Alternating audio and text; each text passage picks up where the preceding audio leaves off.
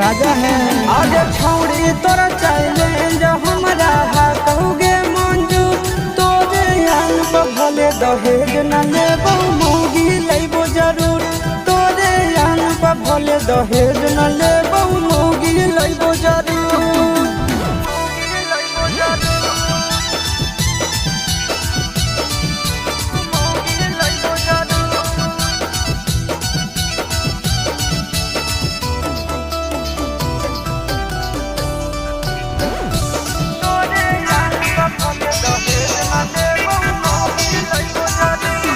अरे हमें जब दुखा सहदोगे